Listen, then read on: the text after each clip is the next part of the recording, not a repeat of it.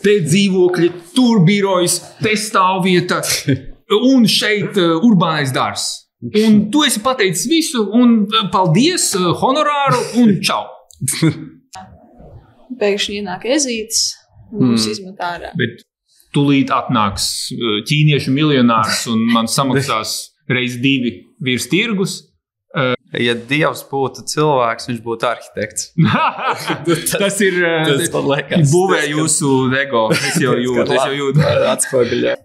Tikai tāpēc, ka man ir pīķis un liela rūpnīca, nenozīmē to, ka te būs ļoti foršs un patiesi kā vērtīgs un autentisks radošais kvartāls.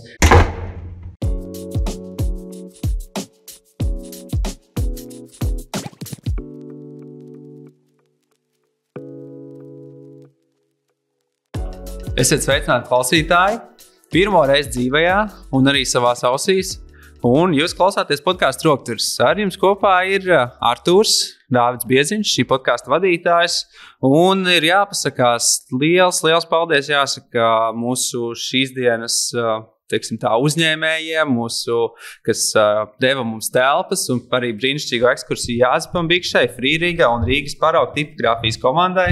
Un arī jums, mīļie klausītāji, kas atrada laiku, lai šajā svētdienas pēcpusdienā būtu šeit. Paldies jums! Un šodienas tēma ir par to, ka ne tikai mūsu podkāstā, bet arī visā pasaulē aizvien aktuālāka tēma kļūst ēku pārizmantošana. Un arī to starp līdzdalību starp nevalstiskajām organizācijām, arhitektiem, pašvaldību, ka šī sadarbība kļūst aizvien ciešāka.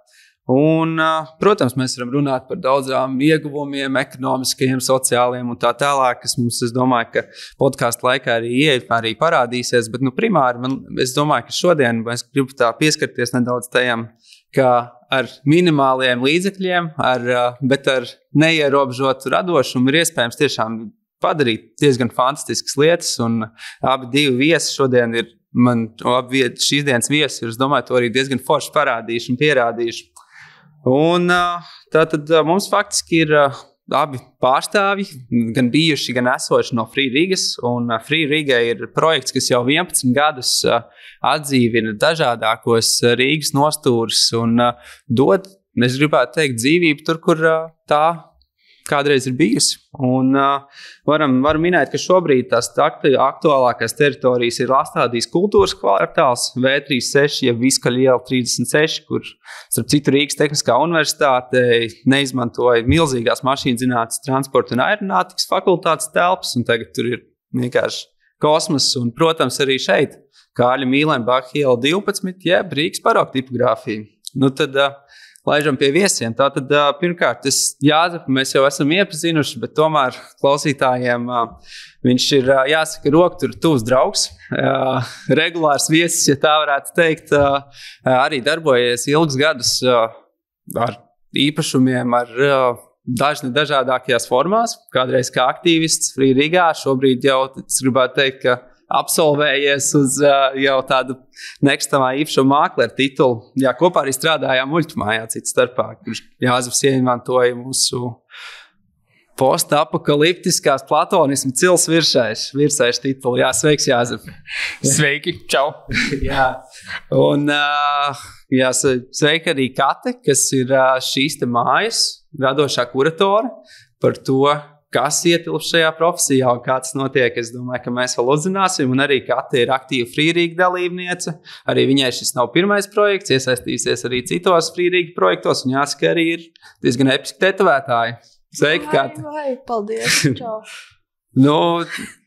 Tad es domāju, ka mēs varētu sākt ar tādu, es tā gan sociālajos tīklos, gan tā runājoties, es sapratu, ka pēdējās 2 dienas ir īstenībā bijušas tādas superaktīvas šeit, un ir diezgan daudz atrastas, ir notikusi talka, ir notikušas kaut kādas ballītes, un es saprotu, ka abi jūs esat gan fiziskā formā, gan garīgā formā, ja tā varētu teikt, talkojuši un pētījuši šo vietu, un es domāju, varbūt ir kaut kādi interesanti atradumi vai artefakti vai kaut kas tāds super negaidīts, ko ir izdevies atrast šo pēdējo talkas dienu laikā.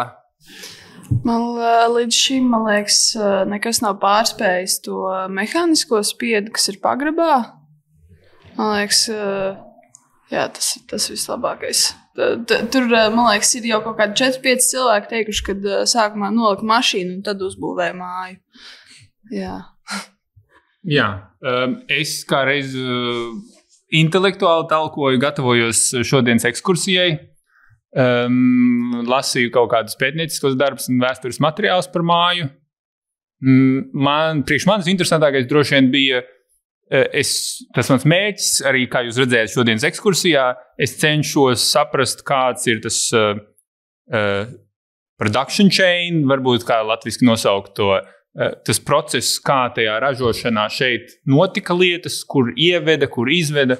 Un tas bija izaicinoši, bet kaut kādas, teiksim, par tiem burtličiem, ka viņiem ir vajadzīgas gaišas telpas, un tajā gadsimta sākumā viņas tā konkrēti arī veidoja. Tas uz ielu vērstais spārns, kas ir visticamāk tam bijis domāts par noliktavām, šādi jautājumi bija tas, ko es vakardien vairāk atradu. To spiedi, to nesapratu vēl, kā viņi tur ir ielikt, vai tas... Jā, tas ir joks. Ja tā nopietni tehniski, tad viņi ir vienkārši vismaz kaut kādi 10 dažādi svinu gabali un salikt uz vietas. Jā. Nav tik fani. Jā, bet teiksim, viena lieta par šīm smagajām industriālām iekārtām, ka tam acīm redzot ir domāti pirmie stāvi pagrabi, un spiederi atrodas pagrabā tīri dēļ tās nespējas jautājumu, ka, lai tu noturētu cik tur tonnām uz 1 kvadrātmetru, tu nevari to uzcelt uz 5. stāvu un sagaidīt, ka visas pārcedes to noturēs. Tādā ziņā šī ēka ir ļoti veiksmīga. Šeit visos stāvos ir atradušās ārkārtīgi smagas iekārtas, un tās nesošās konstrukcijas ir pietiekoši drošas.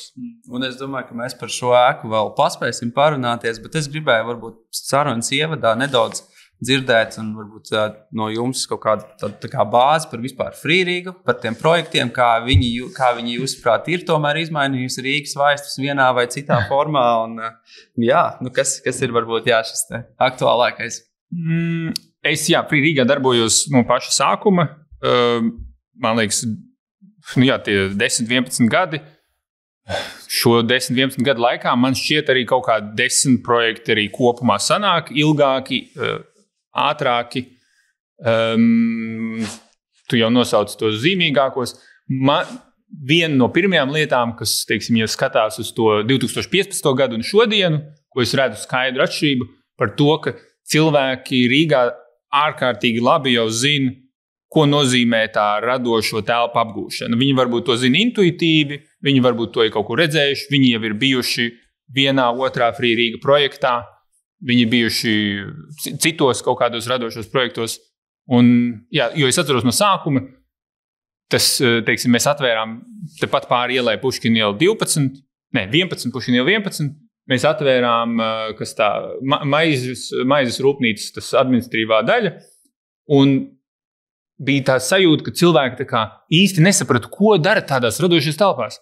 Tā kā tu gribi kaut kādu savu mākslas studiju, bet kāpēc, kā tas viss notiek, un tur bija ļoti, ļoti daudz jautājumu, un tur bija tāda mistika ap to. Un es teikšu, gadu laikā es redzu, ka cilvēki vienkārši intuitīvi jau saprot, ka šī ir vieta tur eksperimentēšanai, kā tu tādā vietā piedalies, ka tas ir ārkārtīgi uz tādu brīvprātīgo enerģiju, ka tur tā ir tāda augstas uzticēšanās telpa. Ka tā ir tāda telpas veidošana un tas tāds process. Man šķiet, ka tiešām salīdzinot to 2015. un 2025. ka Rīgas iedzīvotāji jau diezgan labi zina, par ko iet runa, ka viņi atnāk. Vakardien es arī atnācu uz šejieni, un tāpat kā muļķis mājā, es atnācu īsu brītiņu, un es skatos, te darbojās ap 20-30 cilvēki, un es saprotu, ka es zinu 2-3. Un kādreiz tā nebija. Kādreiz tu aizēji uz to vienu projektu, un tie pāris aktīvisti, kas grozās, tu viņus redzi visur. Un šeit katru reizi, ka ir kāds projekts, tā pati Elzbetes iela 2 toreiz, vai ka šajās radošajās vietās, ka tie cilvēki nāk, un visu laiku nāk jauni, tu domā, ārprāts, jebkurā vietā, kur tu atver telpas, cilvēkiem interesē piedalīties, un viņi ir vairāk kā tev šķita. Jā. Kate, ko tu domā?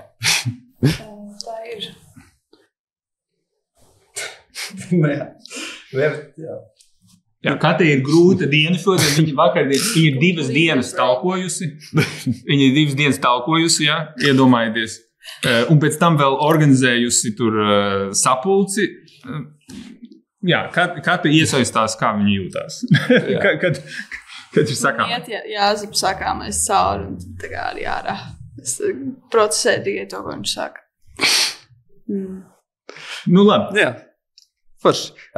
Labi, bet nenoliedzami jau tās vietas, man šķiet, tomēr tie cilvēku resursi ir tik, cik ir. Un es domāju, ka arī tās karstās vietas degošās, kur gribētu kaut ko darīt, kur gribētu palīdzēt un kaut ko mainīt, jau arī ir, es gribētu teikt, ka milzīgs lērums. Bet kā jūs, es nezinu, nonācāt tieši pie šīs vietas vai Lastādīs vai vienalga, kurš, kā notiek tā atlase un... Šeit mēs varam es varu īsi izstāstīt, es jau sākām ekskursiju ar šo tēmu, varu īsi izstāstīt par to procesu, kā mēs tieši konkrēti šeit tikām. Principā, kad mēs atvērām pirmās telpas Lastādijā, mēs jau skatījāmies pāri ielai, ka šeit ir tipogrāfija un ka būtu izcili piemērots telpas radošam kvartālam. Plašas, gaišas, interesantas, tuvu centram. Un, principā, tos 10 gadus tā doma ir kaut kur briedusi, un, man liekas, pēdējos 2 gados Kata ar Laumu, abas 2 mājas kurators, viņas jau veica konkrētas darbības, tā kā skatījās, ko cilvēki gribētu šeit darīt, bija, kā to nosaukt, tāds prāta vētras pasākumi kaut kādi, kur cilvēki iepazinās telpām, skatījās, kādas varētu būt tās funkcijas un aktivitātes. Un tad tas bija decembrī, jau nedaudz pirms Ziemassvētkiem. Kata ar Laumu kaut kā piezvanīja man vai Mārtis. Es neatceru, kaut kā es tur iesaistījos, jo es strādāju ikdienā ar nekustamiem īpašumiem un tur palīdzu vienoties par visādām lietām. Un tad viņas palūdzu vai kaut kā noslēgt to vienošanos, izdomāt, kā viņas varētu noslēgt vienošanos. Kaut kas mums pabakstīja, jo bija tā kā nedēļa palikusi līdz tam 15. decembrim Ziemassvētkiem. Un vienkārši nedēļas laikā plus mīnus visi dokumenti tika sakārtoti, bija kaut kāds pāris sarunas, kur Jāzeps medijēja, jo cilvēki komunicē dažādi un kaut kā dzirdi, ko mēģina pateikt. Kāpēc tas 15. decembris? Tur ir sabiedrība vai? Var iesniegt...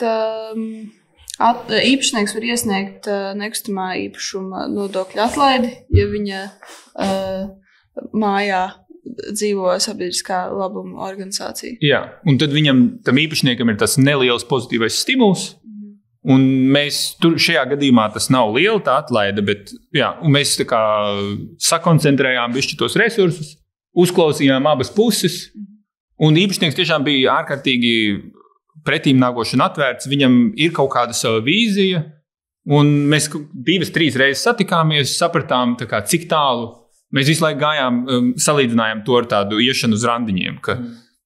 Un man liekas, ka tas, kā, tev vajag aiziet uz pāris randiņiem, lai saprastu, ka tu precēsies. Un, ja tu pirmajā randiņā sākt runāt par precēšanos, tas ir tā dīvaini. Tas nav baigi auglīgais randiņu process, manuprāt. Tad mēs izgājām tādu speed dating procesu, sapratām, cik tālu mēs esam gatavi kopā iet, vienojāmies par kaut kādiem principiem, jo no kuratora puses viņi nevar, teiksim, apsolīt kaut kādas ārkārtīgi konkrētas lietas. Viņiem ir skaidrs, ka šeit vajag ieguldīt, un mēs principā vienojāmies par to, kādi būs tie procesi, kā mēs pēc tam runāsim par ilgtermiņa ieguldījumu. Un viņš, īpašnieks, saņēma pietiekami lielu uzticēšanos, ka šie cilvēki var to īpašumu uzturēt, un ka viņam arī interesē kaut kāda tā attīstīšana, un ka viņš ir gatavs piedalīties tajā. Jā. Tad, principā, tas nosacījums ir tāds, ka šeit tiek veidots radošais kvartāls. Īpašnieks tā kā ir ar to mierā, un viņš atkal pretī saņem to, ka tā ir tā nodokļa atlaide no viņa puses, vai ne? Jā. Es domāju, ka šis īpašnieks, viņš tiešām cer un redz, ka mums arī izdodas kaut kāda tāda telpas sakārtošana un transformācija. Un mēs, teiksim, gājām pie ekskursijām, bija jautājums par to, ka, jāzina, pastāsti, kas šeit notiks. Man liekas, ka tas fundamentālais šāda tipa projektos ir, ka vienīgais, kas var pateikt, kas tur notiks, ir cilvēks, kas reāli uzņem to ownership par telpu, es tā to sauktu, ka es kā īpašnieks, kā kaut kāda trešā puse, tu nevari tajā sākumā, īpaši sākumā, tu nevari pateikt, hei, šeit būs tas un notiks tas un tas. Jo, lai kaut kas šeit notiktu, ir jābūt cilvēkiem, kuriem ir tā pirmatnējā interese un tā gribēšana uzņemties atbildību par telpu. Jā, un runājot par to uzņemšanās atbildību un ownership, tā teikt, mums ir arī tomēr kuratore šeit mājai, un man liekas, cik interesants amats. Un, jā, pirmkārt, kāpēc kuratore, un otrs ir tas, ko dara kurators vispār šādās vietās? Es tieši arī aizdomājos. Man liekas, ka kurators ir daudz labāks vārds par jebkuriem citiem, jo vismaz arī Lastādijā un citos projektos, kuras esmu bijusi tā kā ārpus Rīgas, tās pagaidu izmantošanas projekts vai vispār māju projekts, jo viņi vairāk nav pagaidu. Jā, viskaļi ir 25 gadi. Jā. Tā ir tā kā dzīve radība. To nevar īsti tā kā nofeikot vai izsintezēt.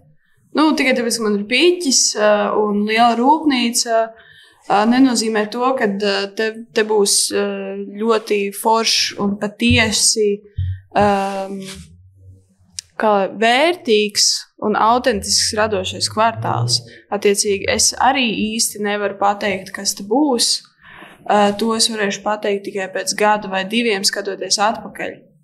Jo es arī, tās ir tādas intuitīvas lietas, kur tas cilvēks iet, ko viņš grib darīt, kuras telpas viņam visvairāk interesē, un es to nevaru paredzēt. Bet līdzīgi varbūt kurators, man liekas, kurators jau nav mākslinieks, ka ir kaut kāds tas darītājs arī, un kurators ir tas, kas viņam tā kā facilitē, palīdz tajā telpu radīšanas procesā. Jā, jo viss to, tā ir, man liekas, arī tāda vienkārši liela izstāde. Jā, pirmais gads 100%. Whatever. Un, es to varu tikai ievirzīt kaut kādās konkrētās sliedēs, kas varbūt, man liekas, būs tur veselīgāks vai foršāks, vai redzēt kaut kādu to lielo vīziju. Jā, pieskatīt, lai te ir tas sabiedriskais labums. Jā. Sure.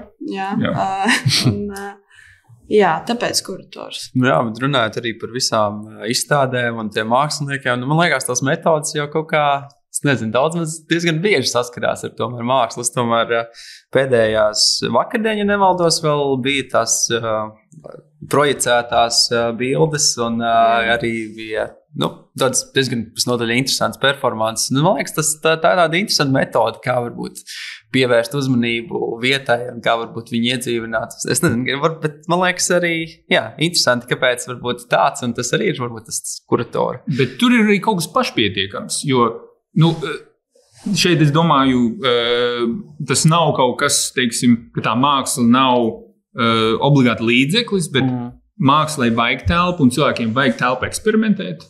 Un tas eksperiments un tā radīšana un, teiksim, tā projekcija, viņa pati par sevi ir tā lieta, kas notiek. Varbūt, mums kā kaut kādiem kuratoriem, dizaineriem, mums varbūt tur ir ilgtermiņa perspektīva, bla, bla, bla. Bet, ka es piedalos tādos projektos un kā es to skatos, ir, ka tā pati par sevi ir burvīga lieta un burvīga iespēja. Un, teiksim, ka mēs sākam šādu projektu, mēs ejam cauri pilnīgi tukšām telpām. Viss, kas te ir pāris tur kaut kādi veci plakāti un putekļi stūrī. Ja? Bet tā telpa ir pieejama un te var uzreiz arī, teiksim, kaut kādas tās pirmās lietas, ko darīt, ir tā mākslas aktivitātes.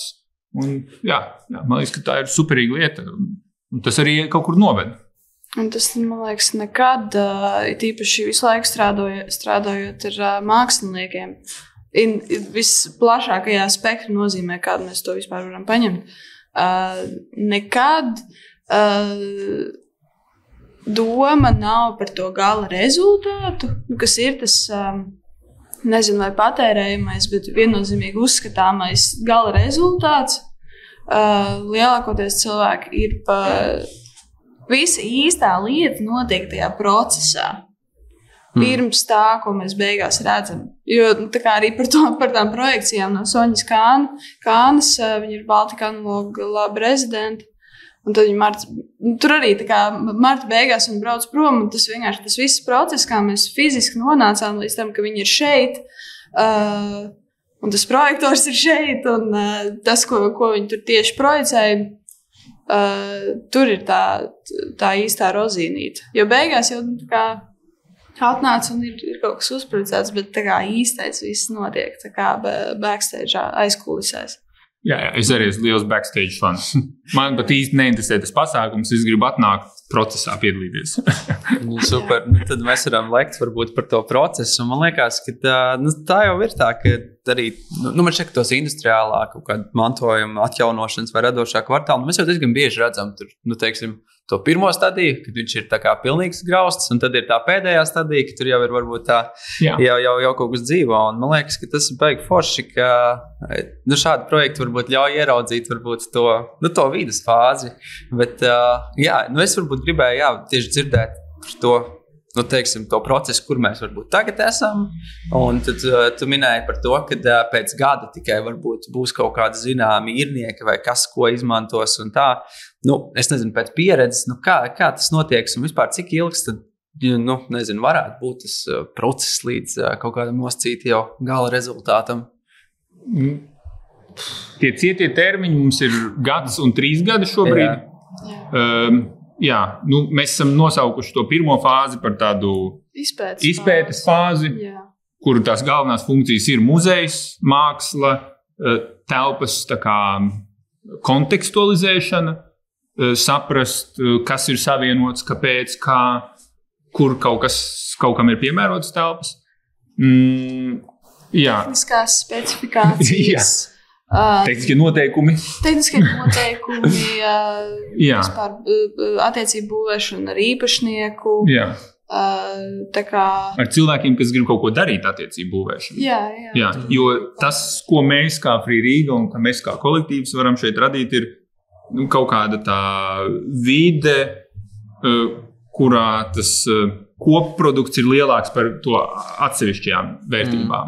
Ka tā vērtība, ko kaut kāds koncertu rīkotājs un kaut kāda studija un rotkalis izdara kopā, ir tas vērtīgais produkts, tas gala pievienotā vērtība, kur mēs darām. Teiksim, ja tas rotkalis un koncertu rīkotājs viens atrodas tur šeit, viens tur 100 metru attālumā kaut vai, bet viņi nav kaut kā integrēti savstarpēji, tur tas, man liekas, tur pazūd kaut kāda vērtība. Un šeit mēs, principā, tas pirmais gads ir kaut kā, lai saprastu, kur ir kaut kādas tās pārklāšanās, lai mēs dotu vietu un laiku, lai atklātu, kādas tās mūsu pievienotās vērtības. Šeit tiešām ārkārtīgi centrāla vieta ar milzīgu potenciālu. Un, kā jūs arī paši redzat šeit, lai teiksim, būtu tāds standarta vieta, tāda vieta, kur tu vari atnākt ar ģimeni, vecmāmiņu un mazmeitiņu, te ir gana daudz jāiegulda. Te ir gana daudz tādu būtisku darbu jāveic.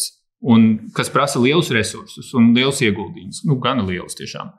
Un, ka vajag izveidot tādas drošas, skaidras attiecības, uz kurām ir iespējams veikt šos ieguldījumus. Tad, protams, tā pirmā fāze ir varbūt kaut kāda kopienas veidošana, vai kaut kāda saprast. Arī telpisku, arhitektonisku risinājumu radīšana, principā. Jo te ir skaidras, praktiskas problēmas, ir skaidri tehniski izaicinājumi, kurus tu nevari atrisināt vienas dienas laikā, lai kāds tu ģēnijs būtu, lai cik tev augsts mākslīgais intelekts būtu, vai whatever. Tu nevari apzināt visus Rīgas cilvēkus, atrast īstos un saprast, kā tas pārklājās ar to, kur ir tādi logi un tādas grīdas un tur tādas kāpnes. Tas viss var notikt tikai kādā laika gaitā. Un tajā pašā, ja mēs iedomājamies kaut kāds Tallinas ielas kvartāls, tur ir, es atceros tagad, man liekas, viens no tādām aktīvākajām telpām, tas food courts. Viņas bija īstenībā viens no pēdējām, kuras tajā laikā vēl Free Riga bija tas pārvaldnieks un lietotājs īpašumam. Viņas bija tiešām kā pašas pēdējās telpas, kuras nonāca uz lietošanu. Un tu no sākuma kaut ko apgūsti un ir kaut kādas ārkārtīgi vērtīgas lietas, kas gaida savu pareizo brīdi, savu pareizo pielietojumu un savas pareizās kombinācijas. Un, teiksim, tas food courts nevarētu eksistēt, ja tur nebūtu tas cilvēku pieplūdums. Tas food courts var manifestēties tajā brīdī, kad tur ir cilvēki, kas nāk uz koncertiem, kam tur ir mākslinieku studijas. Tajā brīdī pēkšņi rodas vajadzība un rodas tas patērētājs priekš tā, ka tagad šeit vajag cilvēkiem paēst. Tad, principā, tas lēnums un tas process jau varbūt ir tas, kas ļauj tai vietai vai ne kaut kā šī tādai dzīvotspējīgākai būt, jo kaut kā laika gaitā jau tikai izkristalizējas tur, kas varbūt ir tie lietotāji, tas gals, teiksim tā. Jā, un tad arī varēs... kaut vai pēc gada tikai būs skaidrāk bilde, kas notiek nākotnē, un varbūt kaut kādā brīdī tas vairs nav atkarīgs tikai no tā, kas mājā notiek, arī apkārt. Nevar zināt, ļoti daudz lietas nevar zināt, tāpēc ir jābūt šeit un tagad, un jābūvē, man liekas, vienkārši ļoti patiesi vērtīgas attiecības ar tiem, kam interesē un kas zina to drēbi. Jā. Es tā apmēram tā vispār virspusēji to iztēlojos, ka tad, teiksim, jūs šeit esat, tur tos pāris gadus izveidojat kaut kādu kopienu, uztaisat, teiksim, tā troksni, un lai cilvēki redz un zina šo vietu, bet tomēr tad vienā brīdī beidzās tas Free Riga darbiņš, un man liekas tas iziešanas brīdis jau ir varbūt nemazāk nozīmīgs par to aiziešanu. Ļoti pareizi.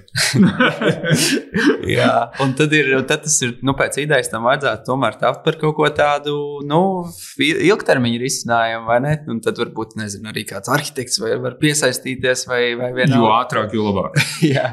Jā, bet es nezinu, man liekas interesants tas nobeigums un kāda ir pieredze ar to un kā jūs, redzat vispār par to noslēgumu, kā ar to tikt galā un kas varbūt ir, kā pēc tam, kad nav vairs tie cilvēki, kas to, teiksim, tā silda, to tomēr saglabāt dzīvi. Tas ir, droši vien tas atšķir kaislību no kaut kāda profesionālisma, es teikšu, tad arī biznesā saprast, kas ir tavs exits. Es cenšos par to ar Kati un Laumu daudz runāt, un mēs esam pieļāvuši gan kā organizācija, tajā pašā Tallinas ielas kvartālā, es teikšu, tas exits mums kā biedrībai nebija veiksmīgākais. Un kaut kā saprast, kādas ir tos pušu intereses un kā nepārdegt, un kā radīt, ka tā vērtība ir ilgtermiņā. Un tas arī, tur arī parāds mūsu, redzēsim, kā tas izdodas. Negribas mest tur sāli pār pleca vai kur jāpieklauvē. Bet tā doma tāpēc arī ir par tām stadijām projekta, ka ir tā izpētes stadija un tie ieguldījumi notiek tādā plānveidā un tiešām balstoties uz tā kolektīvā pienesuma. Man liekas, ārkārtīgi svarīgi ir reāli novērtēt to tavu pienesumu un nebūt pārlieku ambiciozam, saprast, kur ir tava vieta, kur ir tava loma. Ka, ja tu esot šeit, tu tomēr esi viesis arī kā Free Riga, arī kā tā garīgo vērtību pienesēji, tu esi viesis kaut kādā ziņā, un tu neesi īpašnieks, un tur ir kaut kāda tā marža, tā vērtība, ko arī ilgtermiņā tu vari piešķirt. Es redzu, ka viņa ir, bet viņa ir ļoti tā realistiski jānovērtē un vienkārši tā kā ar to domājot, jāiet uz priekšu. Es tā par to domāju, jo, teiksim, kā es no paša sākuma par to visu redzēju, bija, ka, principā, mēs būvējam kopienu, un tā ir tā vērtība, ka mēs sākām to projektu ar pagaidu izmantošanu, mums ir 2, 3 gadu līgums, un tad mēs esam izveidojuši foršas attiecības ar daudz cilvēkiem, un mēs meklējam vienkārši nākamo telpu, nākamo industriālā mantojuma muzeju, kurā skatāmies un risinam jaunas problēmas. Bet es domāju, ka te ir gan, ka ir kaut kas, kas paliek, un ir kaut kas, kas iet tālāk. Jā. Kad no tās ģentrifikācijas, tāds buzzword, tu neizmuksi, un kaut kādā ziņā tā ģentrifikācija un tā vērtības audzēšana kas kaut kā bišķīt arī kaut ko izspiež. Ir vēlams, plānojams rezultāts, es teikšu tā. Un, jā, manuprāt, vislabākais ir, ja tā kā tie veidotāji un tā kopiena, kas šeit ir, ka viņi uzaug kopā ar to vērtību, ka tā kā tie nav kaut kādi svešinieki, kas pēc tam paņem to vērtību vai katrā solī ieiet kaut kādi jauni cilvēki, bet, ka, teiksim, tie ir tie paši kuratori, tie paši mākslinieki, tie paši cilvēki, kas šeit ir, ka viņi komfortabli aug kopā ar projektu. Tas ir vislabākais scenārijs. Jā, bet tas ir iespējams. Es vienkārši domāju par to, ka tajā brīdī, kad tiešām tā vērtība ir izaugusi un tas mazais rotkalis, kurš šitan ir paņēmis telpas, jo viņam nav jāmaksā par īri vai ir jāmaksā minimāli par īri. Jā. Vai viņš... Ir gan tā. Es nezinu. Man par rotkali, kad tu man piebaksti, man par rotkali ir zinām pāris rotkaļas, varu izstāstīt variants. Tad, kad kāds man nāk iekšā un interesējās par telpām, es mēģinu pēc iespējas skaidrāk nokomunicēt to, kur tas cilvēks nāk iekšā un uz ko viņš parakstās. Gan par telpu stāvokli, gan par to, ka mēs neko nezinām, un ir tā kā, piemēram, tur tas 1 vai 3 gadi, un lielākoties arī to cilvēki saprot. Bet tāpatās konstanti, man liekas, ir jāuztur skaidras, stingras robežas par to arī, ko tas pats kurators vai kā Free Riga kā platforma nodrošina un dara. Tur 1 vai vairāk gadu termiņā. Un tad arī ir vieglāk izšķirties, ka mēs neesam izšāvuši visus uguņus pirmajā pusgadā. Un pēkšņi ienāk ezītis un mums izmet ārā. Bet ezītis nav slikts, es starp citu rezīšu to īpašnieku runāju. Nē, es domāju, teiksim, tas kaut kāds negatīvais stāsts. Mēs varam komunicēt visu, ko mēs gribam, mēs varam pēc iespējas godīgi tieši komunicēt. Man liekas, izcils piemērs tajā Elzbieta ielā 2. Es nezinu, vai jūs atceraties, kā viss noslēdzās. Mums jau īstenībā sākumā bija skaidrs, ka tur, nezinu, kurš novembris, ka viss beigas. Es joprojām atceros spilgti to sajūtu, kad es nesu savu tur to kastīti ārā no mājas, un es, tā kā eju paskatīties, kas te vēl notiek, un ir cilvēki, kas reāli pēc termiņa beigām sēž savā studijā, un, tā kā tur ir kaut kāda nesakritība. Viņš nesaprot to, ka projekts ir beidzies. Un viņam tā fantāzija par to, kas tur varētu būt iespējams, un ka varbūt tomēr ministrs atļaus būt ilgāk. Prezidents whatever. Ka tomēr tur varēs būt ilgāk, ka tā fantāzija tajā cilvēkā dzīvo pati par sevi. To tu nevari nekādi apturēt, un manā pieredzē tas arī ir bijis gan uz sevi attiecinot, gan uz cilvēkiem projektos, ka,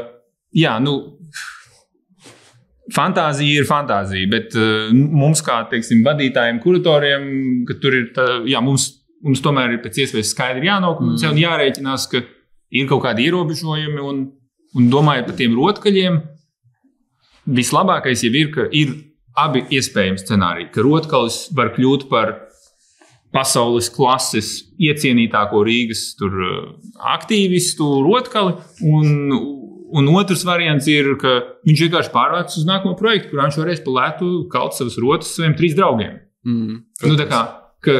Man liekas, ka Rīgā ir vieta un ir iespēja abām lietām notikt, un tiešām Rīgas centrā, tas cik te ir Rail Baltica, Dievs dod, lai viņš notiek, cik 300 metru attālumā no centrālā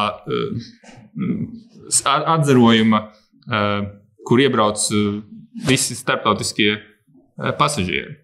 Jā, man liekas, tas ir superīgi iespēja Rīgā.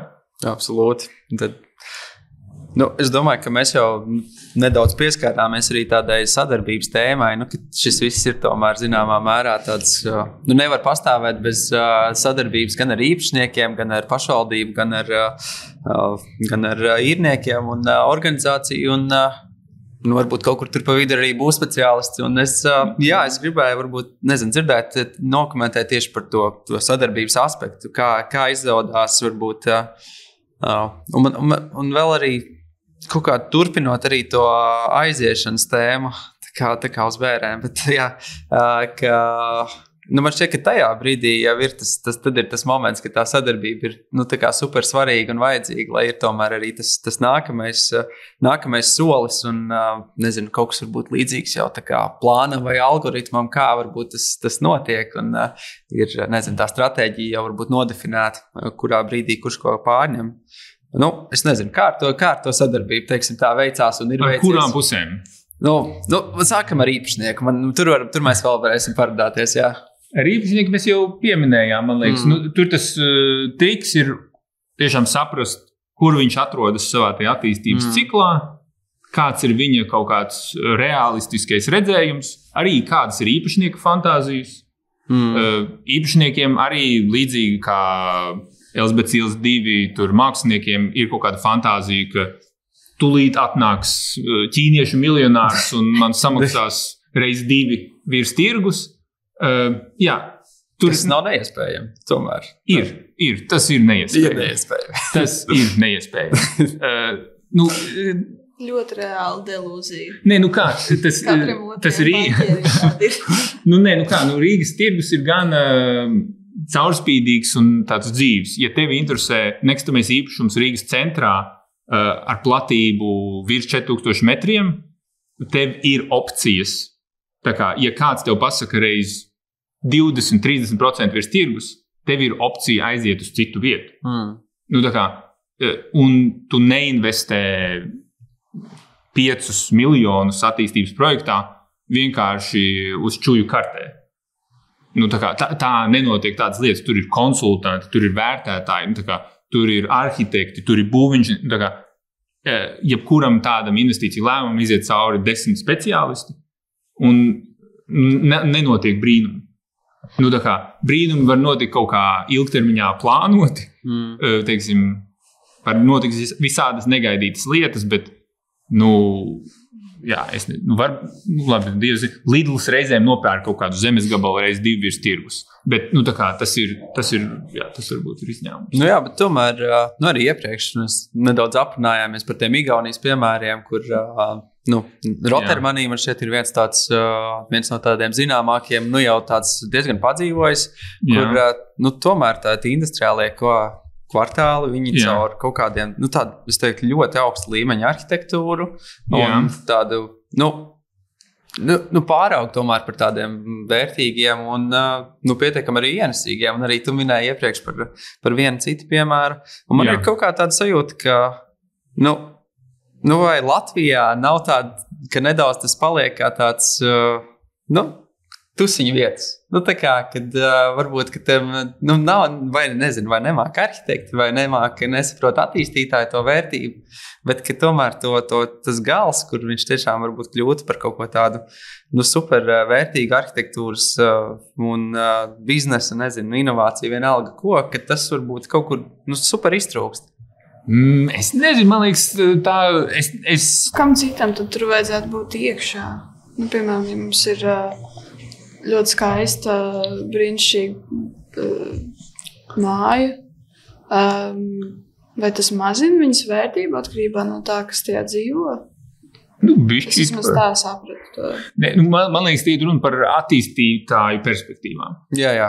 Man liekas, ka tas pats Tallinas ielas kvartāls, viņš droši vien baigi uz augšu nekāp.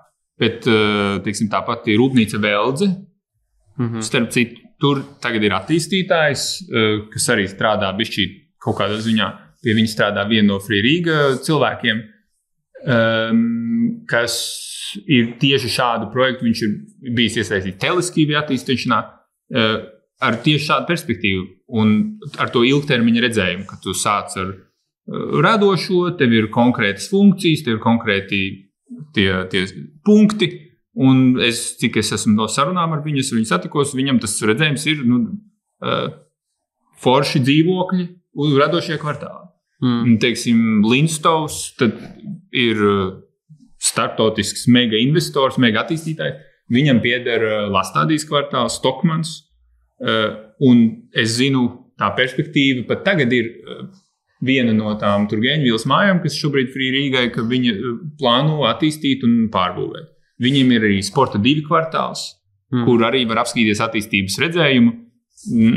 Jā, tur ir, es nezinu, viņiem ir būvprojekts, kurā tajā stadijā, cik tālu viņi ir, bet viņiem pēc tā radošā nosacīta kvartāla, kas tur šobrīd ir, viņiem ir apbūve dzīvokļi, forši kruti dzīvokļi tur plānoti. Mēs varbūt neesam Rīgā redzējuši pārāk veiksmīgus tos visus attīstības ceļa gadījumus, un, zin kā, vienmēr, kad tu skaties uz katru to vēstures punktu vienā momentā, ka ir grūti ievērot to, ka viņi ir daļa no lieliem procesiem, bet es teikšu, Rīgā tas nav tik tālu kā Igaunijā. Igaunijā tiešām tas pats Teleskivī, es atceros 10 gadus atpakaļ, tas bija pilnīgs mākslinieku kvartāls. Un tagad ir tā kā jaunas, daudz stāvu biroju mājas, jaunbūves, kuras ir zem Teleskivī brenda, ka tas šķūņi, kuros notika reivi, ir kaut kā transformējies līdz jaunām biroju mājām, ar tur startupiem, ar bankām un visu pārējo. Jā. Es domāju, ka Rīga ir bišķi lēnāka, bet process ir sācies. Process notiek, un Rīgai ir jāatrod savi ceļi un savi veidi, kā to darīt, es domāju. Jā. Man liekas, ka es domāju, interesanti tēma par to arhitektūru. Te es varu, man liekas, ka Free Rīga interesantā kārtā mēs esam ar arhitektiem vienmēr bišķīt uz jūsu bijuši. Es teikšu. Jā, to mēs arī pieskarsimies, noteikti. Jā, bet starp citu, mums ir arī arhitekti nākuši, varbūt, es nezinu, man liekas, tas jautājums tomēr joprojām ir atklāts, kāpēc Rīga varbūt ir nedaudz aiz mūsu igauņu kaimiņiem vai kaut kur citur, kur mēs redzam Skandināvijā, Nīderlandē vienalga, kur tomēr tās industriālās vai ostu teritorijas vai vienalga, kas tāds superutilitārs vietas ir tomēr kļuvušas par tādiem vērtīgākajiem un krūtākajiem nekustamiem īpašumiem diezgan bieži. Un es nezinu, kāpēc varbūt, vai tas ir kaut kāds izglītības trūkums vai arhitekta izdomas trūkums, jo, redz, ka izskatās, ka mums ir cilvēki ar entuziasmu, kas kaut kādā mērā to iedzīvināt var, iesākt to procesu, bet, vai tas nobeigums? Nezinu, brīvais mikrofons ir... Bet skatītājiem ir viedoklis. Vai skatītājiem? Ne? Man liekas, es varu bišķīt pieminēt, kāda man tā sajūta par šito tēmu. Manā perspektīvā, to arī kaut kādā ziņā uz tajā megaskeilā ar to pašu Rail Baltica, par ko noteikti ir jāpārmet sāls un jāpieklauvē, ka mums ir tās iesaistītās puses, viņas dzīvo kaut kādās dažādās realitātēs un trūkst kaut kādas tās sazobes starp iesaistītajiem, man liekas. Un līdz ar ko tur aiz kaut kādas nedrošības, aiz kaut kādām personiskajām interesēm, visi bišķi dzīvo kaut kādās ties fantāzijās. Un tā kā nav tā iespēja to realitāti ar to, ko tu sagaidi, kaut kā savilkt kopā, un man liekas, tas, ko es redzu, es vakar biju Tallinā, biju tajā Tallinn Waterfront, principā tur 10,000 eiro kvadrātmetrā, pie jūras, super dzīvokļi, un viņiem arī tur ir kaut kāda industriālā celtne, kurā ir kaut kāds smalks restorāns, un tajā celtnē viņi ir maksimāli integrējuši kaut kādus esošos elementus, tur, teiksim, tās vēsturiskās flīzes, logi ir atdarinot tos vēsturiskos logus, ka tur tā pieeja ir bišķīt jūtīgāk un uz detaļām orientēta, man liekas. Un tas ir kaut kādā ziņā darbietilpīgi, un tur vajag drosmi, jo tu vari kaut kādā ziņā ar to bišķīt nokļūdīties arī. Un, man liekas, ka tur ir kaut kāds tāds to iesaistīto pušu sazobe un to savilkto fantāziju ar realitāti visā procesā un saprast, kas ir kaut kādi tie labie gala produkti. Tad paturpinot, iesaistīto pušu sazobi, un arī mēs bišķiņ nedaudz pieskārāmies tātad arhitekts un nevalstiskās organizācijas. Un līdz šim tu teici, ka tas ir uz jūsu Nu, tā kā. Es redzu, es cenšos ar jums draudzēties, visu laiku jūs aicinu, daru, ko varu, ja? Bet man, ko es ar to domāju, jo ārzemēs, teiksim, šādi pagaidu izmantošanas projekti, tiešām viņos ārkārtīgi dominē tieši arhitektu pilsētu plānotāji, kā tādi centrāli aktori. Tam šitā visa muldēšana, ko es daru, ļoti bieži tie ir cilvēki ar arhitektūras vai kaut kādu tādu tipu izglītību.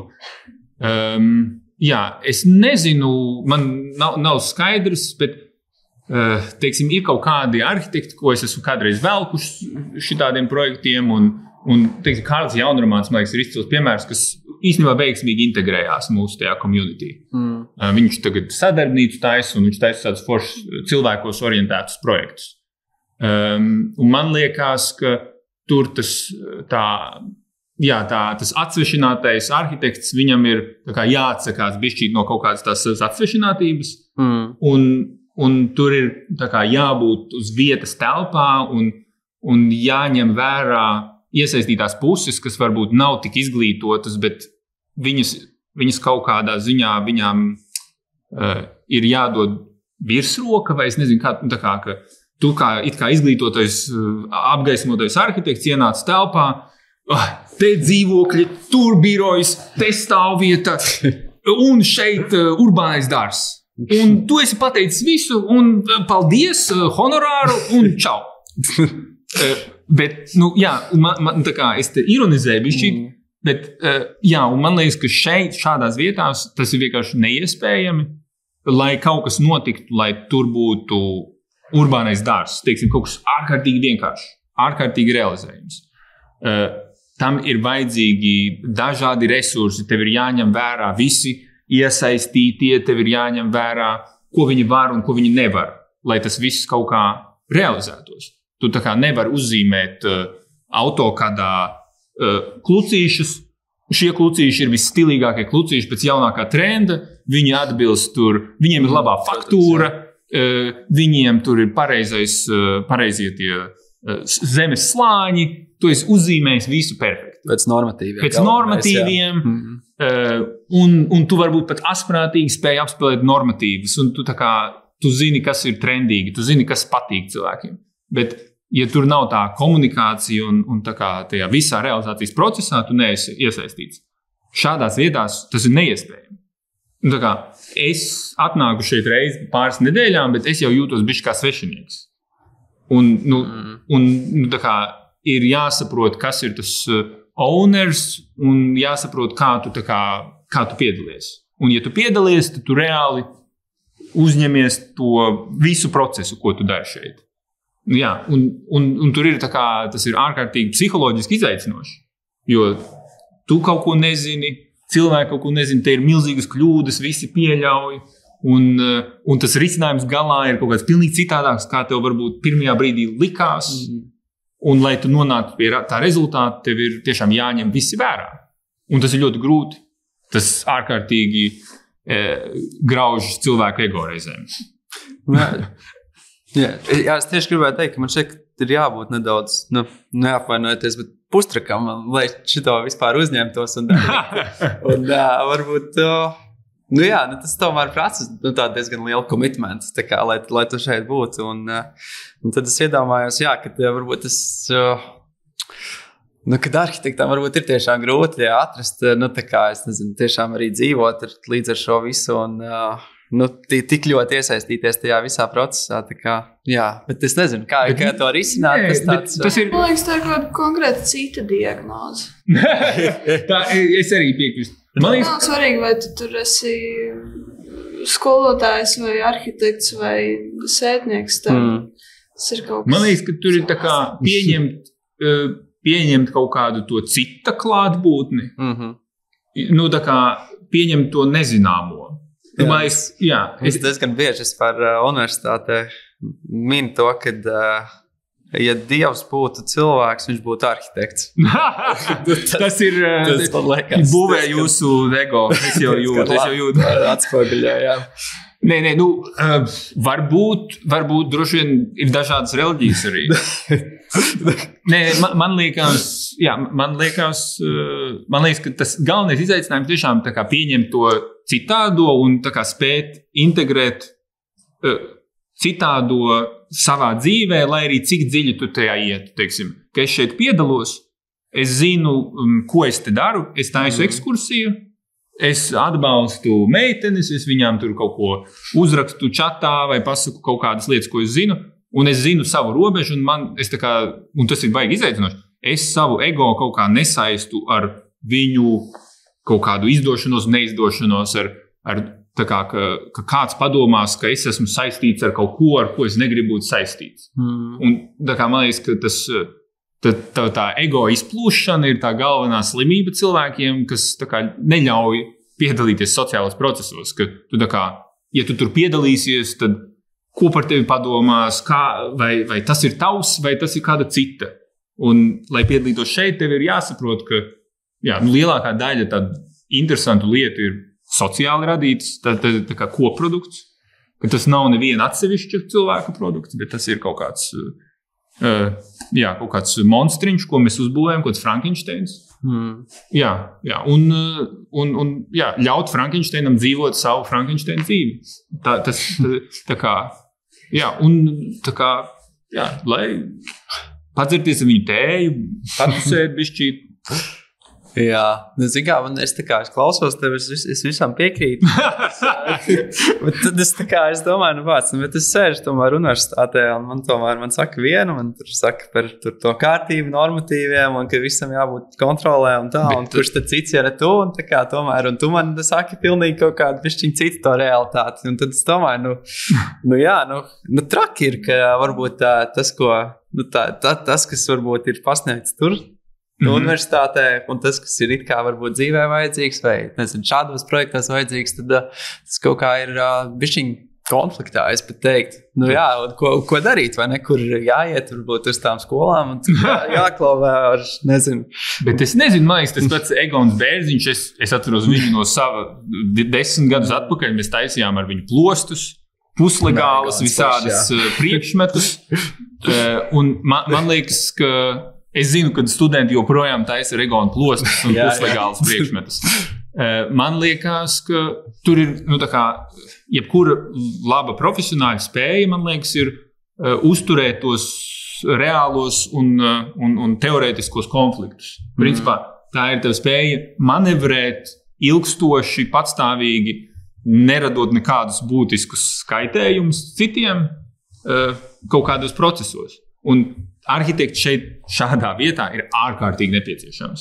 Tāpēc es arī jūs kaut kā gribēju aicināt, lai jūs nākat, skatāties, jo, manuprāt, tā ir kaut kāda specialitāte, tās kaut kādas zināšanas, kas ir ārkārtīgi noderīgas un vajadzīgas telpu radīšanā. Tā ir laba praksa. Jā. Jo,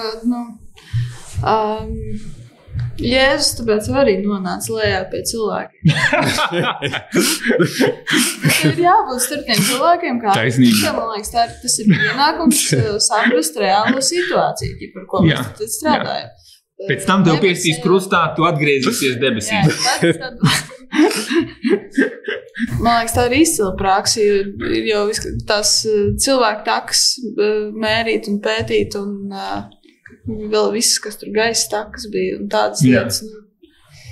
Tu nevari sēdēt kaut kur Šveicē kalnu galā un domāt, ka tu zini, kam cilvēki, kam cilvēkiem vajag to māju un kā viņi izmanto un tādā grādā. Jā, Rainis arī atbrauc no Šveices. Jā, tieši tā. Man liekas izcili. Es domāju, ka mēs varētu laisties ne uz beigām, bet uz tādiem jau sarunas tādu otro pusi. Un es gribēju jau prasīt, jauni cilvēki, kas varbūt grib kaut ko iesaistīties, darīt, vienalga arhitekti vai ne tikai. Kas varētu būt tie projekti, kas varētu būt tas veids, kā varētu palīdzēt darboties un kas ir, es nezinu, varbūt nākamie gaidāmie notikumi?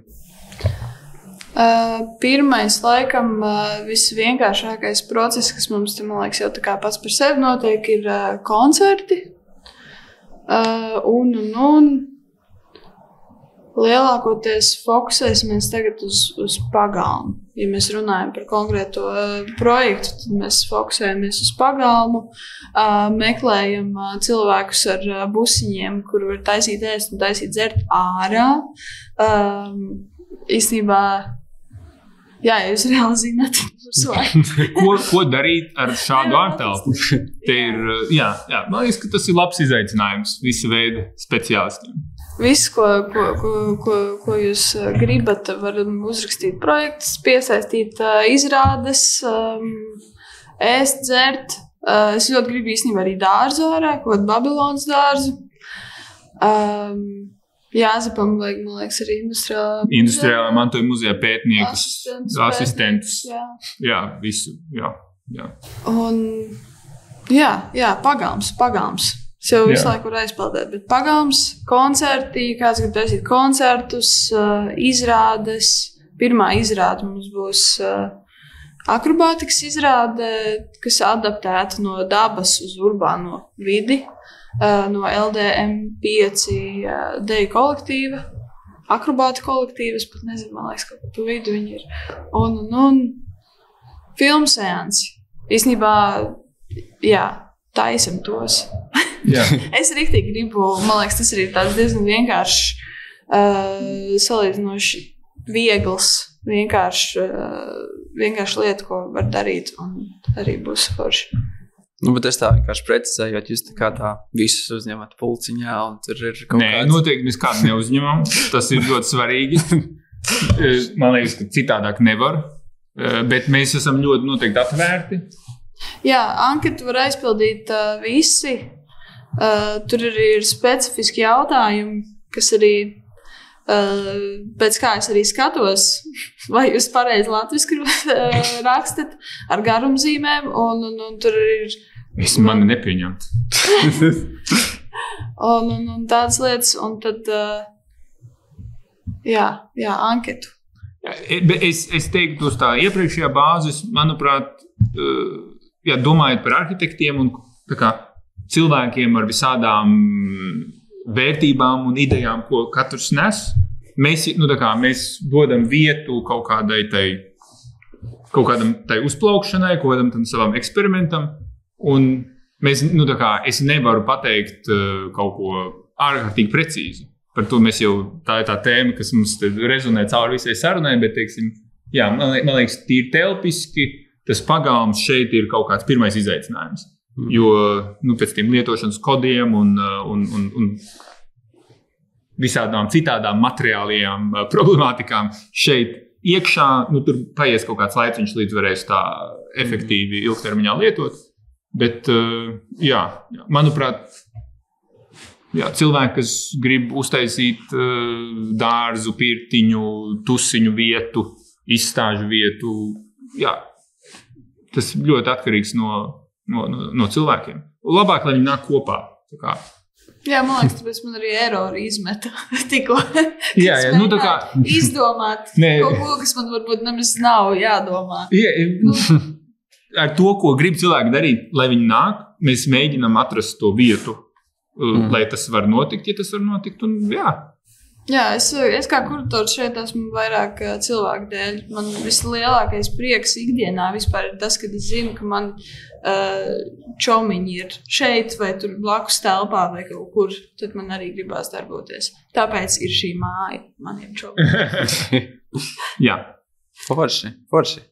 Tad mikrofons. Jums ir kādi jautājumi auditorijai? Mums bija jau viens sagatavotais. Es ceru, ka šito pēc tam rediģē. Okay. Man laikam ir 2 jautājumi. Viens ir par to, kā vispār notiek tā sabiedrības vēlmju izzināšana. Jo jūs sakat, ka jūs pirms šī projekta iztaujāt, vai šī vieta ir vajadzīga un ko sabiedrība grib, bet kā viņa fiziski notiek? Kā tad? Tas ir fenomenāls jautājums. Man liekas, ka viss tas no oktobra līdz decembra tas posms ir meldīgli. Es varu atgādināt, kas ir kaut kādas atvērtās dienas, kad nav vēl nekāds līgums, nav nekas skaidrs, bet cilvēki nāk un paskatās telpas. Jā. Un tad viņi pasaka, hei, mums šitais varētu interesēt vai nē. Jā. Ar Kultūras akadēmiju bija sadarbība. Jā, ar radošo industriju pirmo kursu. Viņiem bija kursa darbs, kur viņi plānoja pa stāviem, kā to māju apdzīvot / iedzīvināt. Un, man liekas, tāda visvienkāršākā doma, kuru es jau drīzāk domāju, kad es vēl biju Lastādijā, ir tas, ka mums trūkst, nekomentējot par to, kā tas varētu būt nākotnē, jo tagad jau ir cits domas par to, bet ka mums trūkst lielas telpas, iekštelpas. Jo Lastādijā nāk vis kaut kādi tur iekšēji, ārēji pasākumi, un ka man trūkst telpas iekšā. Jā. Un kad tas padarīja to kvartālu uzreiz pilnīgi sezonāli tādu vietu, kur apgrozīt cilvēkus, teiksim tā, apgrozīt naudu, lielākoties cilvēkus. Un tad tā bija mana personīgā vienkāršā motivācija, kas motivēja mani paņemt šo blakus. Tādā ziņā ir blakus testing ground, kur jau tas pieprasījums ir identificēts. Jā, tā es nemaz neiedomājos, ka jā. Tā bija. Jā. Šis tāds Frīrīga rajons. Lēnām, jā. Jā. Un otrs? Pabeidzot to, kā par cilvēkiem, vienkārši varbūt grūtāk viņiem bija kaut ko uzrakstīt uz papīra, jo mums bija arī papīra, kur tur cilvēki raksta, ka viņi grib tur kefīru un kaut ko, vai par domām, ko tajā mājā varētu darīt. Es laikam drīzāk sarunās dzirdēju tās idejas, kas jau bija tāds overwhelming amount of just ideas. Ne tik ļoti uz papīra. Jā, man liekas, vienkārši tāds intuitīvs process bija. Bet jā, tas nebija arī kaut kas konkrēts. Jo es jau zināju, ka nevar zināt. Var vienkārši paņemt un tad skatīties. Bet mums ir 10 gadu laikā, man liekas, mums ir kaut kādas tās dalītās anketas, un tur ir simtiem cilvēku, kas raksta pieprasījumus par to, ka viņi gribētu telpas tam un tam. Jā. Šeit varbūt tas telpu izmērs. Parasti vienmēr tie pieteicēji ir kaut kādi individuālie mākslinieki vai kaut kādas mazākas grupiņas, kuriem tur vajag no 20 līdz 50 kvadrātmetriem. Šeit tas ir bišku out of reach. Man liekas, mums te ir sākot no 70 līdz 250. Kad te var tikai, man liekas, tādus lielos pasākumus taisīt vai kaut tādu. Tas pats ir pagalma. Ok. Jā. Un tad otrais jautājums bija par īpašuma tiesībām, tāds pareizi saucās. Kā, piemēram, šajā gadījumā, kā sanāca sarunāt ar tiem sakārtot kaut kādas īpašuma tiesības un, ja es pareizi māku nodefinēt šo jautājumu. Šeit ir viens īpašnieks, viens SIA, ar kuru Frīrīgai ir līgums, sadarbības līgums par īpašuma lietošanu. Tas nav nomas līgums. Jā, šajā gadījumā tas bija salīdzinoši vienkārši. Tīri tajā juridiskajā. Reizēm ir īpašnieki, kur ir vairāk īpašnieki, tur, protams, tas ir bišķi sarežģītāk. Bet šeit arī, ir īpašnieks, un tad viņam ir kaut kādi trešās puses, ar kurām ir jāvienojās. Un tur ir vienkārši jāsaprot, kas no kā ir atkarīgs un kā, teiksim, tā lēmuma pieņemšana notiek. Tā kā vispār Frīrīga. Jā. Bijis tā, ka ir kaut kādiem objektiem vairāk īpašnieki, un tad kaut kā tas ir jākārto un kaut kas ir jādara ar to. Vairāk īpašnieki, tā kā zemesgrāmatas. Ir uzņēmumi, kuros ir uzņēmumi vai tas pats RTU. Es neteiktu, ka RTU ir viens cilvēks, kas pieņem lēmumu. RTU ir, tur ir ļoti daudz cilvēkiem jānospiež yes. Jā, tur ir senāts, tur ir, tajos kaut kādos lielākos īpašumos, protams, tur vienmēr ir kaut kādas vairākas ieinteresētās puses, vai tur banka, vai kaut kāds finansētājs, vai kas. Es teikšu, ka tas ir būtiski un parasti, teiksim, šādi projekti var notikt vietās, kur tā lēmuma pieņemšana var notikt. Un, jo, kur ir kaut kāda tāda skaidra tās trepes, kurās cilvēki pieņem lēmumus. Tad, kad tās nav, tad, protams, tu nevari pieņemt nekādu lēmumu. Tu nevari īstenībā arī nepārdot neko. Jā. Nu, Vēl kāds jautājums?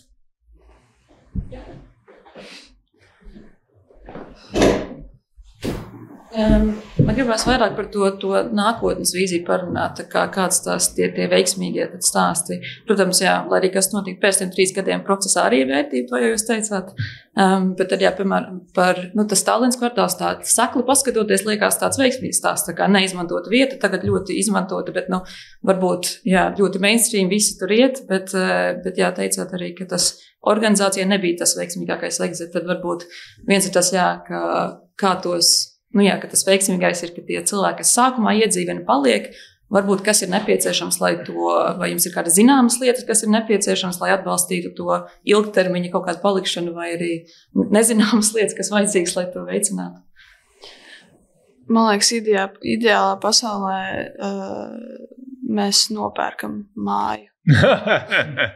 Jo lielākoties, man liekas, kā ja mēs tagad arī skatāmies Tallinas pagalmu un ģentrifikāciju, tad tas notiek tāpatās, bet ir liela atšķirība tajā, cik ātri tas notiek. Un tad tur arī var redzēt, kā strādā, piemēram, Lastādija vai citi kaut kādi tādi lēnie, salīdzinot ar Tallinas pagalmu. Tā kā viss ir nenormāli ātri. Vēfs īstenībā ir ideāls piemērs ļoti ātrai ģentrifikācijai. Šogad man bija tāds reality checks. Un tad pretējais, ko es varu vismaz personīgi izdomāt, ir tas, kad mēs nopērkam īpašumu un jā, kad ir kaut kāda, man liekas, bāze, kur to mēs varam darīt lēnām.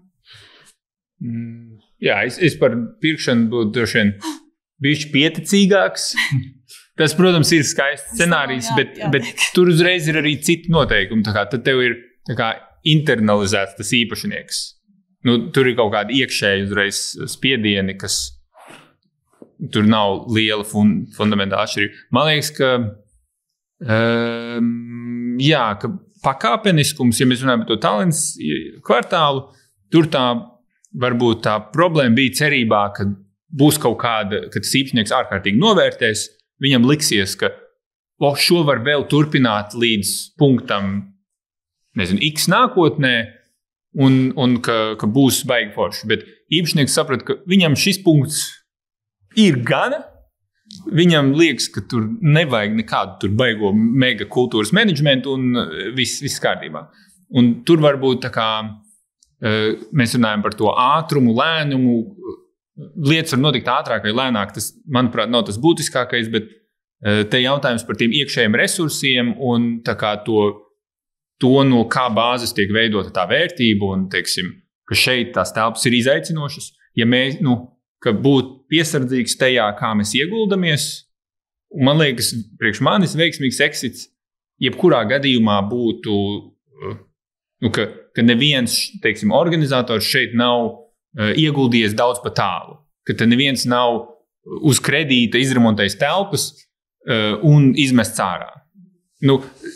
Jo ir kaut kādi tie dabas likumi, tie ekonomiskie likumi, un kuriem tu nevari baigi iebilst. Teiksim, man liekas, ka būtu forši, ja te būtu kaut kādas patstāvīgas sabiedriska rakstura telpas, teiksim, ilgtermiņā tas būtu forši. Ja šeit sāk uzbūvēt dzīvokļus, birojus, kaut kādu tādu nākotnes tādu scenārijas, tas ir iespējams, un ka ir kaut kādi tie identitātes elementi, kas ir radījušies šajos 3 gados vismaz, kuri turpina vai tieši tādā veidā, kā mēs esam viņus ielikuši, vai kaut kādā transformētā veidā turpina dzīvot un ir priecīgi. Varbūt šeit. Tallinas ielas kvartālā, kā tur, tas pats Tallinas pagalms, Barčiks, tur visādas tādas lietas, viņas jau tur kaut kādā ziņā ir no Free Rīgas un viņas laimīgi tur eksistē. Un kaut kas tur ir labs. mums ir kā organizatoriem pēdējā dienā viss čau, un jā, tā bija tā problēma. Tu tā kā bišķi aiz centības nedaudz sadedzini sevi, bet tur neko, tā notiek. Dažādas vērtības, jā, ka tā komerciālā vērtība, tagad tur cilvēki nāk, tīri tā, naudas ziņā tā vieta ir vērtība, vai arī, ka to sabiedrisko vērtību, to kultūras vērtību. Jā, un man liekas, tādas kvartālā, teiksim, viņi joprojām tās telpas, kuras nebija izmantotas tad, kad Free Riga tur vēl bija, viņas joprojām ir tukšas. Viņi tā kā neiet uz priekšu. Viņi kaut kā izmanto to, principā, tik tālu, cik tika, tur viņi arī ir. Un tur ir, es nezinu, kvadrātmetru ziņā līdzīgs daudzums, kā izmantotās telpas, kuras vienkārši viņi nav, ir skaidrs, ka tam īpašniekam vajag to radošo palīdzību, lai tā kā lietām turpinātu notikt, lai lietas turpinātu notikt, un viņš to pats var apgūt, kā darīt, tas ir iespējams. Jā, bet man liekas, ka priekš tiem radošiem kultūras attīstītājiem, ka saprast, kāda ir tā realistiskā vērtība, ko tu tur dod, un nebūt arī pārāk prasīgs, teiksim tā, ka tu saproti, ka es te pienesu šo, un tad ir iespējams, ka tas īpašnieks sapratīs, ok, es novērtēju šo daudzumu, ko tu man pienes, un es saprotu, ka man tas ir vajadzīgs, un es tev, tad mēs vienojamies, ka tu šeit eksistē, teiksim, Free Riga kā tāds kultūras satura veidotājs pēc 10 gadiem. Tas ir iespējams. Jā, bet, ja Free Riga teikt, es bišķi pārspīlēju, bet, tā kā pēc 3 gadiem es saku, tev mums jāpārdod māja. Mēs esam te visu radījuši, tev mums pārdod. Un tur nav pat ne lūdzu, ne paldies, vienkārši. Es te visu izdarīju, es te radīju, atdod. Tas ir mans.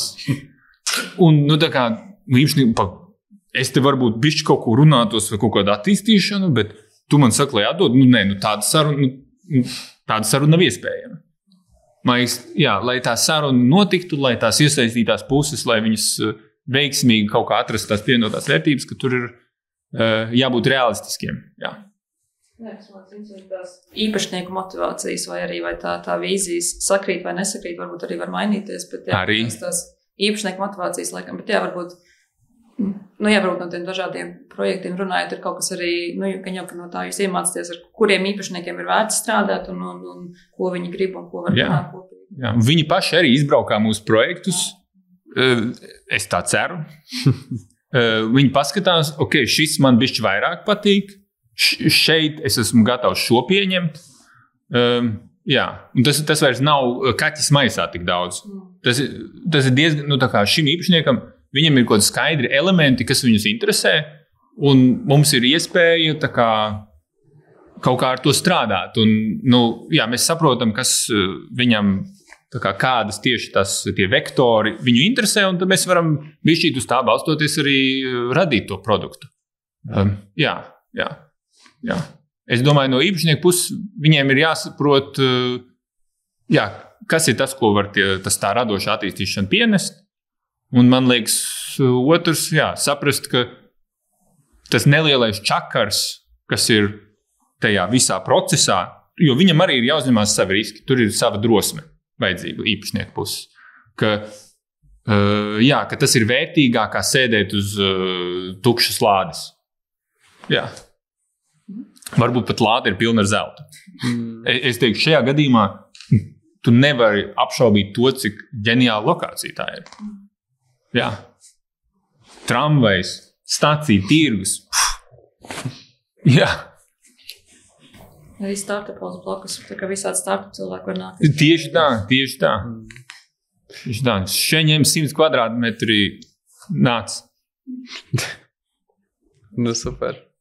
Paldies par jautājumiem. Mums ir vēl jautājumi?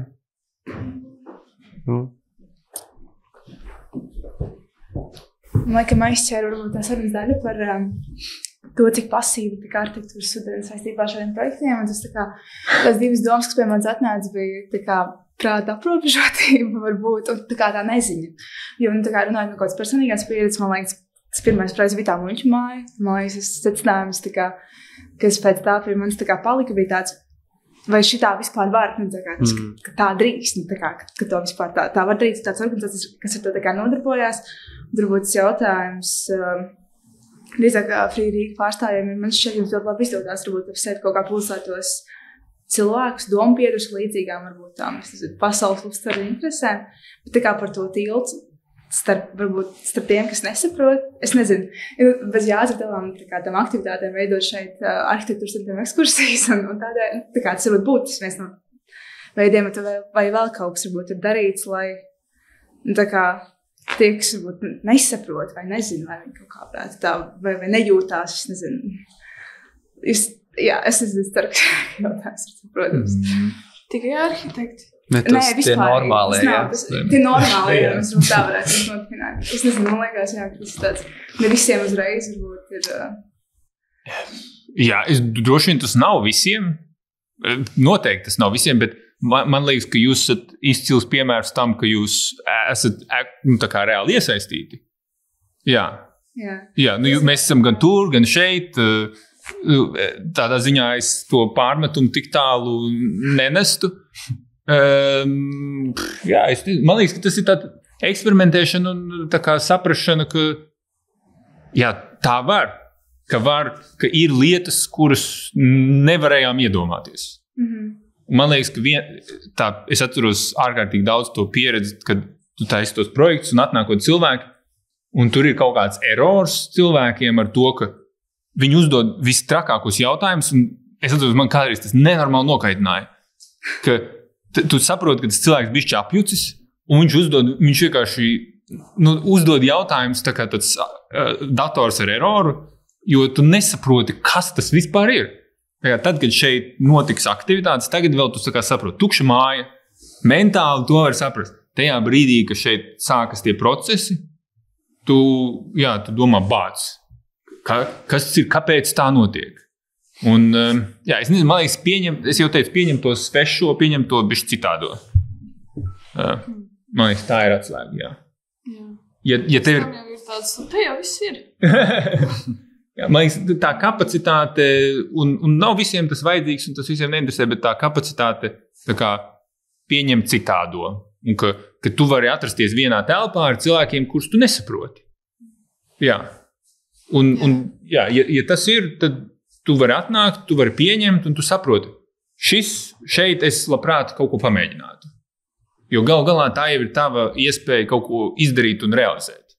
Tā kā, ja tu kaut ko dari šādā telpā, tev vajag justies kā karalim uzvarētājiem, ka tu esi tas, kas izdomāja un izmēģināja šo, ko neviens cits nav darījis.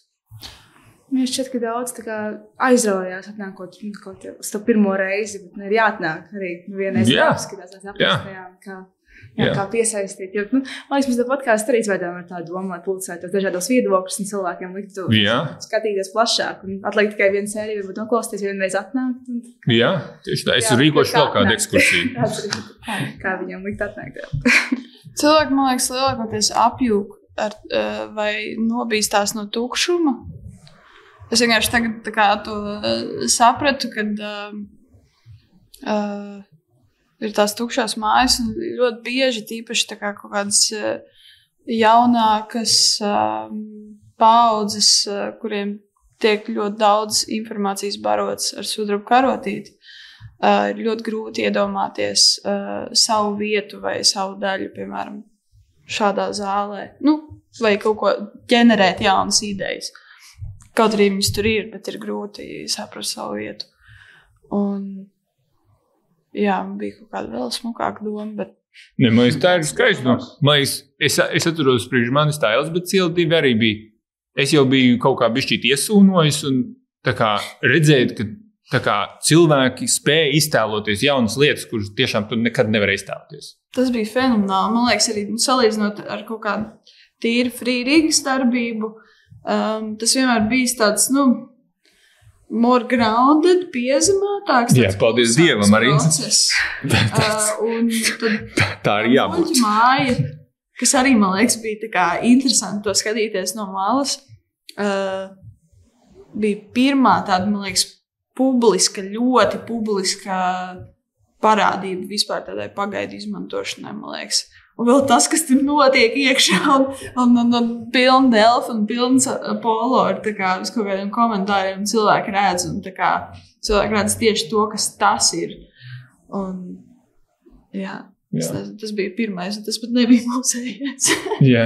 Nē, man liekas, ka tā tikšana galā arī ar to savu fantāziju, ka tu drīksti fantazēt. Un, tā kā, man liekas, ka ir traki, ka tu tā kā dzīvo pilsētā, un tu nespēji, tu saproti, ka tu nespēji iztēloties kaut kādas citādākas lietas. Ka tu nespēji iztēloties reāli īstus alternatīvas risinājumus, ka viss ir jau izdomāts, viss jau ir tā kā kaut kādās sliedēs. Un man liekas, ka šādas vietas dod iespēju tiešām pārdomāt, pamēģināt pa jaunu kaut ko risināt. Un jā, ka tur ir arī milzīga nasta. Tā kā, vai tu esi spējīgs tā kā strādāt ar to savu fantāziju? Jo tas ir grūti. Tas ir reāli grūti. Tas jau ir. Jā. Vai tas ir cilvēks, vai arī tikai tas, kas tev ir smadzeņu podiņā. Jā, bet man liekas, arhitektiem ir jāstrādā ar savu fantāziju. Jums nav izvēle tādā ziņā viss. Jā, absolūti. Tu ko? Vai mums ir vēl jautājumi?